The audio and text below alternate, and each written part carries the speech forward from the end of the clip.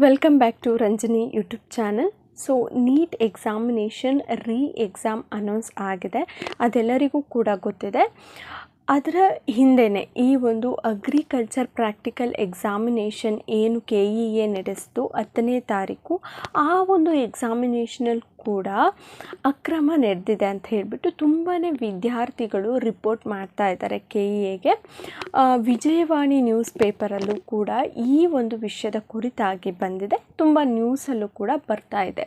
So ಯಾಕೆ ಈ ಒಂದು ಡೌಟ್ ಬಂತು, ಇಲ್ಲಿ ಏನೋ ಅಕ್ರಮ ನಡೆದಿದೆ ಅಂತ ಅನ್ನಿಸ್ತು ಅಂತಂದರೆ, ಈ ಒಂದು ನಮ್ಮ ಕರ್ನಾಟಕದಲ್ಲಿ ಟೋಟಲ್ ಆಗಿ 17 ಕೇಂದ್ರಗಳಲ್ಲಿ ಅಂದರೆ ಎಕ್ಸಾಮಿನೇಷನ್ ಸೆಂಟರ್ಗಳಲ್ಲಿ ಈ ಒಂದು ಕೃಷಿ ಪ್ರಾಯೋಗಿಕ ಪರೀಕ್ಷೆನ ನಡೆಸಿದ್ರು. ಓಕೆನಾ. ಆದರೆ ಈ ಬೇರೆ ಎಕ್ಸಾಮಿನೇಷನಲ್ಲೆಲ್ಲ ಏನಿರುತ್ತೆ, ಈಗ ಫಾರ್ ಎಕ್ಸಾಂಪಲ್ CET ತೊಗೊಂಡ್ವಿ ಅಂತಂದರೆ CET ಪೇಪರ್ ಇಡೀ ಕರ್ನಾಟಕದಲ್ಲಿ ಒಂದೇ ಇರುತ್ತೆ, ವರ್ಷನ್ ಬೇರೆ ಇರುತ್ತೆ, ಬಟ್ ಕ್ವಶನ್ಸು ಎಲ್ಲನೂ ಸೇಮ್ ಇರುತ್ತೆ. ಆದರೆ ಅಗ್ರಿಕಲ್ಚರಲ್ ಪ್ರಾಕ್ಟಿಕಲ್ ಎಕ್ಸಾಮಿನೇಷನ್ ಏನಿರುತ್ತೆ ಅದು ಪೇಪರ್ ಸೇಮ್ ಇರೋದಿಲ್ಲ. ಓಕೆನಾ. ಒಂದೊಂದು ಸೆಂಟರಲ್ಲಿ ಒಂದೊಂದು ಪೇಪರ್ ಇರುತ್ತೆ. ಯಾಕೆ ಅಂತ ಅಂದರೆ, ಈಗ ಈ ಸೆಂಟರ್ಗಳು ಎಲ್ಲೆಲ್ಲಿರುತ್ತೆ ಅಂತಂದರೆ GKVK ಅಂದರೆ ಬೆಂಗಳೂರಲ್ಲಿ, ಅದಾದಮೇಲೆ ಶಿವಮೊಗ್ಗ, ಮಂಡ್ಯ, ಹಿರಿಯೂರು, ಈ ರೀತಿಯಾಗಿ ಸೆಂಟರ್ಗಳು ಇರೋ ಅಂಥದ್ದು. ಸೊ ಅಲ್ಲಿ ಏನೇನೆಲ್ಲ ಸಿಗುತ್ತೆ, ಅಗ್ರಿಕಲ್ಚರಲ್ ಪ್ರಾಡಕ್ಟ್ಸ್ ಆಗಿರ್ಬೋದು, ಅಗ್ರಿಕಲ್ಚರಲ್ಲಿ ಸಿಗೋವಂಥ, ಈಗ ಫಾರ್ ಎಕ್ಸಾಂಪಲ್ ಅಲ್ಲಿ ಸಿಗೋವಂತಹ ಬೆಳೆದು ಎಲೆ ಆಗಿರ್ಬೋದು, ಅಥವಾ ಏನಾದರೂ ಅಲ್ಲಿ ಯಾವ ವೆರೈಟಿ ಹಸುಗಳಿರುತ್ತೆ ಅದನ್ನು ಕುರಿತಾಗಿ ಪ್ರಶ್ನೆಗಳನ್ನು ಕೇಳ್ತಾರೆ. ಓಕೆನಾ. ಅಗ್ರಿಕಲ್ಚರ್ ಪ್ರಾಕ್ಟಿಕಲ್ ಎಕ್ಸಾಮಿನೇಷನಲ್ಲಿ. ಸೊ ಬಟ್ ಮೇಯ್ನಾಗಿ ಒಂದು ಮಾಡ್ಯೂಲ್ ಇರುತ್ತೆ. ಓಕೆನಾ. ಸೊ ಇದೇ ಥರ ಪೇಪರ್ ಇರಬೇಕು, ಇಷ್ಟೇ ಟಫ್ ಇರಬೇಕು ಅಂತ ಇದ್ದೇ ಇರುತ್ತೆ. ಓಕೆನಾ. ಸೊ ಅದೇ ಥರ ಮಾಡಬೇಕಾಗತ್ತೆ ಪೇಪರ್ನ. ಈ ಒಂದು ಡೌಟಿಗೆ ಕಾರಣ ಆಗಿದ್ದೇನು ಅಂತ ಅಂದರೆ, ಈಗ 17 ಸೆಂಟರ್ಗಳೇನಿತ್ತು ಅದರಲ್ಲಿ 16 ಸೆಂಟರಲ್ಲಿ ಟೋಟಲ್ ಆಗಿ ಔಟ್ ಆಫ್ ಔಟ್ ತೆಗೆದಿರೋ ಅಂತಹ ಸ್ಟೂಡೆಂಟ್ಗಳ ಸಂಖ್ಯೆ ಎಷ್ಟು ಅಂತ ಅಂದರೆ 24.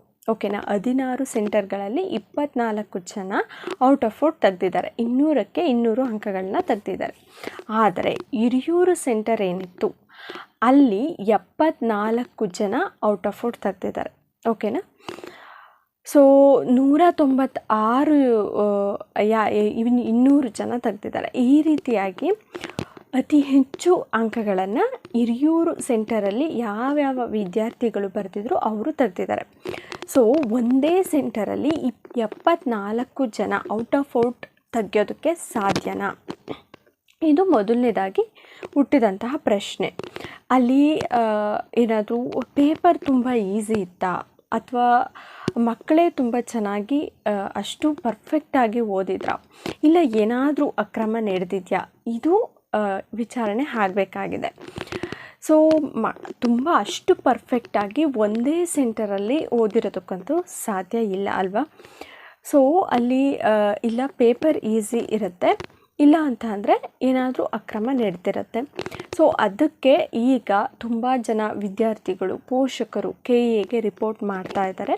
ಸೊ ಅಲ್ಲಿಂದ ಏನಾದರೂ ಆ್ಯಕ್ಷನ್ ತಗೊಂಡು KEA ಕಡೆಯಿಂದ ಏನಾದರೂ ಎಕ್ಸಾಮ್ನ ಅನೌನ್ಸ್ ಮಾಡಿದ್ರು ಮಾಡಬಹುದು. ಎಕ್ಸಾಮಿನೇಷನ್ ಆದರೆ ಹಿರಿಯೂರು ಸೆಂಟರಲ್ಲಿ ಬರ್ತಿರುವಂಥ ವಿದ್ಯಾರ್ಥಿಗಳಿಗೆ ಮಾತ್ರ ಎಕ್ಸಾಮ್ ನಡೆಯುತ್ತಾ, ಅಥವಾ ಇಡೀ ಕರ್ನಾಟಕದ ಏನು ಪ್ರಾಕ್ಟಿಕಲ್ ಎಕ್ಸಾಮಿನೇಷನ್ ಏನು ಬರ್ತಿದ್ರು ಆ ಎಲ್ಲ ವಿದ್ಯಾರ್ಥಿಗಳಿಗೂ ಎಕ್ಸಾಮಿನೇಷನ್ ನಡೆಯುತ್ತಾ ಅದು ಗೊತ್ತಿಲ್ಲ. ಎಕ್ಸಾಮಿನೇಷನ್ ಕೂಡ ಇನ್ನೂ ಅನೌನ್ಸ್ ಆಗಿಲ್ಲ. ಓಕೆನಾ. ಸೊ ಇನ್ನೂ ಕೂಡ ಅದ್ರ ಬಗ್ಗೆ ವಿಚಾರಣೆ ನಡೀಬೇಕಾಗಿದೆ. ಸೊ ಆ ಥರ ಏನಾದರೂ ಅಕ್ರಮ ನಡೆದಿದ್ರೆ ಚೆನ್ನಾಗಿ ಪ್ರಿಪೇರ್ ಆದಂತಹ ವಿದ್ಯಾರ್ಥಿಗಳಿಗೆ ನ್ಯಾಯ ಒದಗಿಸಿ ಕೊಡಬೇಕಾಗಿದೆ. ಸೊ ಅದ್ರ ಬಗ್ಗೆ ವಿಚಾರಣೆ ಅಂತೂ ಆಗತ್ತೆ. ಓಕೆನಾ. ಸೊ ಅಕಸ್ಮಾತ್ ಎಕ್ಸಾಮಿನೇಷನ್ ನಡೆಸಿದ್ರೆ ಎಲ್ಲರೂ ಕೂಡ ಚೆನ್ನಾಗಿ ಪ್ರಿಪೇರ್ ಆಗಿ ಫಸ್ಟ್ ಎಕ್ಸಾಮಿನೇಷನಲ್ಲಿ ಏನೇನೆಲ್ಲ ರಾಂಗ್ ಮಾಡಿದರೆ ಅದನ್ನೆಲ್ಲ ಸರಿ ಮಾಡಿಕೊಂಡು ಎಕ್ಸಾಮಿನೇಷನ್ನ ಅಟೆಂಡ್ ಮಾಡಿ. ಓಕೆನಾ. ಮತ್ತು KEA ಕಡೆಯಿಂದ ಏನಾದರೂ ಅಪ್ಡೇಟ್ ಬಂದರೆ, ಅಫಿಷಿಯಲ್ ಅಪ್ಡೇಟ್ ನಾನು ನಿಮಗೆ ಖಂಡಿತವಾಗ್ಲೂ ತಿಳಿಸ್ತೀನಿ. ಸೊ ಚೆನ್ನಾಗಿ ಓದಿರೋವಂಥ ವಿದ್ಯಾರ್ಥಿಗಳಿಗೆ ಖಂಡಿತವಾಗ್ಲೂ ನ್ಯಾಯ ಸಿಗಬೇಕು. ತುಂಬಾ ಕಷ್ಟ. ಈಗ ಎಲ್ಲ ಕೆಲಸಗಳಿಗಿಂತ ಕಷ್ಟ ಆಗಿರೋವಂಥದ್ದು ಓದೋವಂಥದ್ದು, ವಿದ್ಯೆ ಕಲಿಯೋವಂಥದ್ದು ತುಂಬಾ ಕಷ್ಟ. ಸೊ ಅದು ಕಷ್ಟಪಟ್ಟು ಮಾಡಿರೋವಂಥವರಿಗೆ ಮೋಸ ಆಗಬಾರ್ದು, ಅದು ನನ್ನ ಒಂದು ಅಭಿಪ್ರಾಯ. ಸೊ ಏನಾದರೂ ಆ ರೀತಿ ಗೋಲ್ಮಾಲ್ ಆಗಿದ್ರೆ ಎಲ್ಲನೂ ಕೂಡ ಸರಿ ಮಾಡಬೇಕು KE ಅವರು. ಸೊ ನೀವೇನಾದರೂ ಈ ಒಂದು ಪ್ರಾಕ್ಟಿಕಲ್ ಎಕ್ಸಾಮಿನೇಷನಲ್ಲಿ ಚೆನ್ನಾಗಿ ಬರೆದಿದ್ರೆ, ಅಕಸ್ಮಾತ್ ಎಕ್ಸಾಮಿನೇಷನ್ ಅನೌನ್ಸ್ ಮಾಡಿದ್ರು ಕೂಡ ಚೆನ್ನಾಗಿ ಬರಿತೀರ. Don't worry. ಯಾಕೆ ಅಂತಂದರೆ ಒಂದು ಸರ್ತಿ ಕಲ್ತಿದ್ದು ಅದು ಮರೆಯೋದಕ್ಕೆ ಆಗೋದಿಲ್ಲ. ಸೊ ಒಂದು ಸ್ವಲ್ಪ ರಿವಿಷನ್ ಮಾಡಿಕೊಂಡು ನೀವು ಮತ್ತೆ ಎಕ್ಸಾಮ್ನ ಅಟೆಂಡ್ ಮಾಡಿದ್ರೂ ಕೂಡ ನೀವು ಪ್ರಾಂಪ್ಟಾಗಿ ಬರ್ತಿದ್ದೀರಾ ಅಂತಂದರೆ ಖಂಡಿತವಾಗ್ಲೂ ನೀವು ಮತ್ತೆ ಎಕ್ಸಾಮ್ ಮಾಡಿದ್ರೂ ಕೂಡ ಚೆನ್ನಾಗಿ ಬರೀತೀರ. So don't worry. ನೀವು ಚೆನ್ನಾಗಿ ಪ್ರಿಪೇರ್ ಆಗಿದ್ರೆ ನಿಮಗೆ ಮತ್ತೆ ಏನು ಅಫೆಕ್ಟ್ ಆಗೋದಿಲ್ಲ. ಓಕೆನಾ?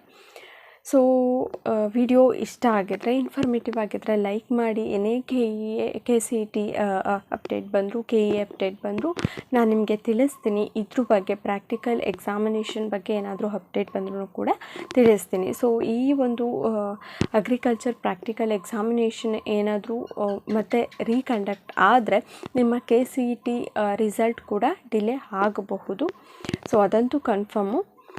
ಸೊ ಯಾರ್ಯಾರೆಲ್ಲ ವೆಯ್ಟ್ ಮಾಡ್ತಾ ಇದ್ದೀರಾ, ನಮ್ಮ ಚಾನಲ್ನ ಸಬ್ಸ್ಕ್ರೈಬ್ ಮಾಡ್ಕೊಳ್ಳಿ. ನಿಮಗೆ ಪ್ರತಿಯೊಂದು ಅಪ್ಡೇಟ್ಗಳು ಕೂಡ ಬರುತ್ತೆ. Thank you.